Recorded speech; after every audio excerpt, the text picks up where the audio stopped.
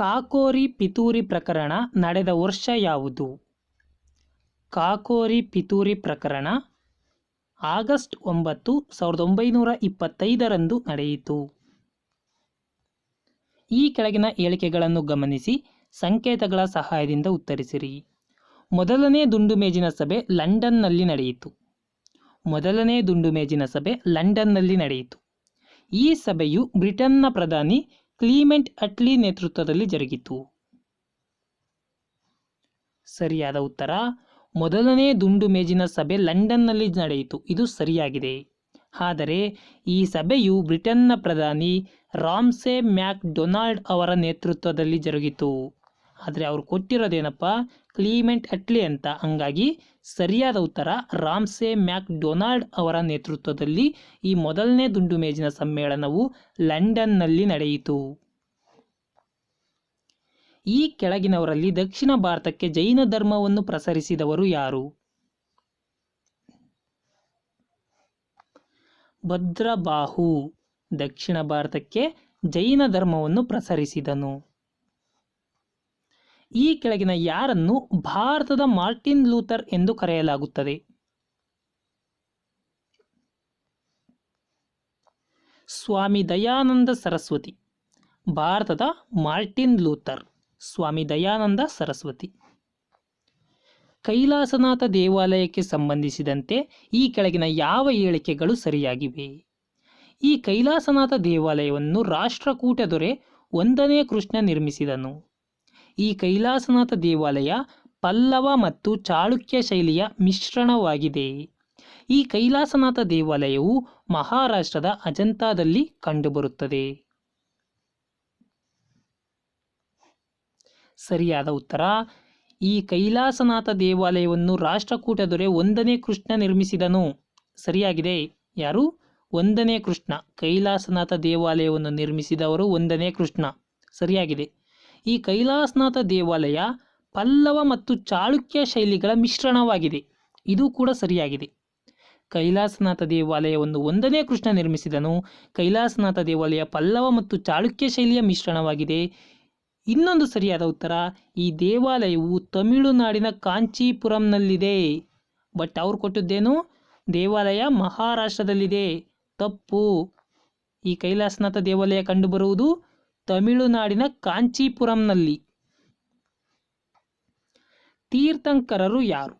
ಯಾರನ್ನು ತೀರ್ಥಂಕರರು ಅಂತ ಕರೀತಾರೆ? ಜೈನ ಪ್ರವಾದಿಗಳು ಇವರನ್ನು ತೀರ್ಥಂಕರರು ಎಂದು ಕರೆಯುತ್ತಾರೆ. ವಲ್ಲಭಭಾಯ್ ಪಟೇಲ್ ಅವರಿಗೆ ಸರ್ದಾರ್ ಎಂಬ ಬಿರುದು ಕೊಟ್ಟವರು ಯಾರು? ಸರ್ದಾರ್ ಎಂಬ ಬಿರುದು ಕೊಟ್ಟವರು ಮಹಾತ್ಮ ಗಾಂಧೀಜಿ. ಕಾಂಚೀಪುರಂ ಅಥವಾ ಕಂಚಿ ಯಾವ ರಾಜರ ರಾಜಧಾನಿಯಾಗಿತ್ತು? ಪಲ್ಲವರ ರಾಜಧಾನಿಯಾಗಿತ್ತು. ಪ್ರಾರ್ಥನಾ ಸಮಾಜವನ್ನು ಸ್ಥಾಪಿಸಿದವರು ಯಾರು?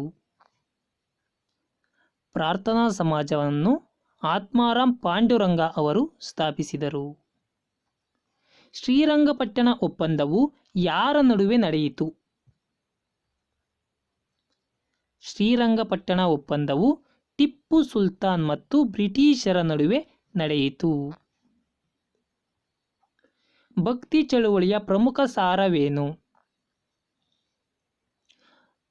ಭಕ್ತಿ ಚಳುವಳಿಯ ಪ್ರಮುಖ ಸಾರ ಅರ್ಥವಿಲ್ಲದ ವಿಧಿವಿಧಾನಗಳ ವಿರೋಧ. ಪಂಚಮಹಲ್ ಅನ್ನು ಅಕ್ಬರನು ಎಲ್ಲಿ ಕಟ್ಟಿಸಿದನು?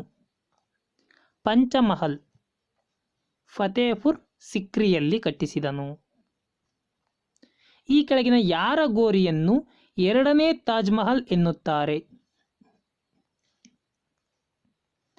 ರಬಿಯಾ ಉದ್ ದೌರಾನಿಯಾ ಅವರ ಗೋರಿಯನ್ನು 2ನೇ ತಾಜ್ ಮಹಲ್ ಎಂದು ಕರೆಯುತ್ತಾರೆ. ಡಿಪ್ರೆಸ್ಡ್ ಕ್ಲಾಸಸ್ ಲೀಗ್ ಅನ್ನು ಸ್ಥಾಪಿಸಿದವರು ಯಾರು? Depressed classes league doctor BR Ambedkar ಅವರು ಸ್ಥಾಪಿಸಿದರು. ಪಂಪಾಸ್ ಎಂಬುವ ಹುಲ್ಲುಗಾವಲು ಯಾವ ದೇಶದಲ್ಲಿ ಕಂಡುಬರುವ ಪ್ರಮುಖ ಹುಲ್ಲುಗಾವಲಾಗಿದೆ? ಪಂಪಾಸ್ ಅರ್ಜೆಂಟೈನಾದಲ್ಲಿ ಕಂಡುಬರುವ ಪ್ರಮುಖ ಹುಲ್ಲುಗಾವಲು. ದಕ್ಷಿಣ ಅಮೆರಿಕದ ಅರ್ಜೆಂಟೈನಾದಲ್ಲಿ ಕಂಡುಬರುವ ಪ್ರಮುಖ ಹುಲ್ಲುಗಾವಲು ಈ ಪಂಪಾಸ್. ಪ್ರಪಂಚವನ್ನು ಎಷ್ಟು ಸಮಯ ವಲಯಗಳನ್ನಾಗಿ ವಿಂಗಡಿಸಲಾಗಿದೆ? ಪ್ರಪಂಚವನ್ನು 24 ಟೈಮ್ ಝೋನ್ಗಳನ್ನಾಗಿ ವಿಂಗಡಿಸಲಾಗಿದೆ. ಗ್ಯಾಲಕ್ಸಿ ಅಥವಾ ಆಕಾಶಗಂಗೆ ಎಂದರೇನು? ನೂರಾರು ನಕ್ಷತ್ರಗಳ ವ್ಯೂಹ. ನೂರಾರು ನಕ್ಷತ್ರಗಳ ವ್ಯೂಹವನ್ನು ಗ್ಯಾಲಕ್ಸಿ ಅಥವಾ ಆಕಾಶಗಂಗೆ ಎನ್ನುವರು. ಭಾರತವು ಚುಕ ಜಲವಿದ್ಯುತ್ ಯೋಜನೆಯನ್ನು ಎಲ್ಲಿ ನಿರ್ಮಿಸಿದೆ? ಚುಕ ಜಲವಿದ್ಯುತ್ ಯೋಜನೆಯನ್ನು ಭೂತಾನ್ ದೇಶದಲ್ಲಿ ನಿರ್ಮಿಸಿದೆ ಭಾರತದ್ದು. ಭಾರತದ ಪೌರರಲ್ಲದವರು ಯಾವ ಮೂಲಕ ಪೌರತ್ವವನ್ನು ಪಡೆದುಕೊಳ್ಳಬಹುದು? ಭಾರತದ ಪೌರರಲ್ಲದವರು ನೋಂದಾವಣಿ ಮೂಲಕ ಭಾರತದ ಪೌರತ್ವವನ್ನು ಪಡೆದುಕೊಳ್ಳಬಹುದು. ನೋಂದಾವಣಿ ಮೂಲಕ ಭಾರತದ ಪೌರತ್ವವನ್ನು ಪಡೆದುಕೊಳ್ಳಬಹುದು. ಸಸ್ಯದ ಎಲೆಗಳ ಹೊರಧರ್ಮಗಳಲ್ಲಿ ಕಂಡುಬರುವ ಸಣ್ಣ ಸಣ್ಣ ರಂಧ್ರಗಳನ್ನು ಏನೆಂದು ಕರೆಯುತ್ತಾರೆ? ಸಸ್ಯದ ಎಲೆಗಳ ಹೊರಧರ್ಮದಲ್ಲಿ ಕಂಡುಬರುವ ಸಣ್ಣ ಸಣ್ಣ ರಂಧ್ರಗಳೇ ಸ್ಟೊಮಾಟಗಳು. ಕಾಕಂಬಿಯಿಂದ ಆಲ್ಕೋಹಾಲ್ ಪಡೆಯುವ ವಿಧಾನ ಯಾವುದು? ಕಾಕಂಬಿಯಿಂದ ಆಲ್ಕೋಹಾಲ್ ಪಡೆಯಬೇಕೆಂದರೆ ನಾವು ಉಳಿಯುವಿಕೆ ವಿಧಾನವನ್ನು ಅನುಸರಿಸಬೇಕು. ಫಾರ್ಮಾಲ್ಡಿಹೈಡ್ ಅಥವಾ ಮೆಥನಾಲ್ ಅಂತ ಕರಿತೀವಿ. ಈ ಫಾರ್ಮಾಲ್ಡಿಹೈಡ್ನ ಉಪಯೋಗವೇನು? ಅಂದರೆ ಈ ಮೇಲಿನ ಎಲ್ಲವೂ ಸರಿ. ಅಂದರೆ ಈ ಫಾರ್ಮಾಲ್ಡಿಹೈಡನ್ನು ಜೀವ ನಮೂನೆಗಳ ಸಂರಕ್ಷಣೆಯಲ್ಲಿ ಬಳಸ್ತಾರೆ, ಶಸ್ತ್ರಚಿಕಿತ್ಸಾ ಸ್ಟೆರಿಲೈಸ್ ಮಾಡಲು ಬಳಸ್ತಾರೆ, RDXನಂತಹ ಸ್ಫೋಟಕಗಳ ತಯಾರಿಕೆಯಲ್ಲಿ ಬಳಸ್ತಾರೆ. ಫಾರ್ಮಾಲ್ಡಿಹೈಡನ್ನು ಜೀವ ನಮೂನೆಗಳ ಸಂರಕ್ಷಣೆಯಲ್ಲಿ, ಶಸ್ತ್ರಚಿಕಿತ್ಸಾ ಸ್ಟೆರಿಲೈಸ್ ಮಾಡಲು, RDXನಂತಹ ಸ್ಫೋಟಕಗಳ ತಯಾರಿಕೆಯಲ್ಲಿ ಬಳಸುತ್ತಾರೆ. ಜಲಸಸ್ಯಗಳಲ್ಲಿ ಕ್ಯೂಟಿಕಲ್ನ ಕಾರ್ಯವೇನು? ಕ್ಯೂಟಿಕಲ್ನ ಕಾರ್ಯ ಸಸ್ಯ ಕೊಳೆಯದಂತೆ ತಡೆಯುತ್ತದೆ. ಜಲಸಸ್ಯವು ಕೊಳೆಯದಂತೆ ಈ ಕ್ಯೂಟಿಕಲ್ ತಡೆಯುತ್ತದೆ. ಎಪಿಥಿಲೋನ್ ಎಂಬ ಹೊಸದಾಗಿ ಸಂಯೋಜಿಸಿದ ಔಷಧವನ್ನು ಈ ಕೆಳಗಿನ ಯಾವ ರೋಗದ ಚಿಕಿತ್ಸೆಯಲ್ಲಿ ಬಳಸಲಾಗುತ್ತದೆ? ಎಪಿಥಿಲೋನ್ ಅನ್ನು ಕ್ಯಾನ್ಸರ್ ಚಿಕಿತ್ಸೆಯಲ್ಲಿ ಬಳಸಲಾಗುತ್ತದೆ. ವಿಶ್ವದ ಅತ್ಯಂತ ದೊಡ್ಡದಾದ ನೀರಾವರಿ ಯೋಜನೆ ಯಾವುದು?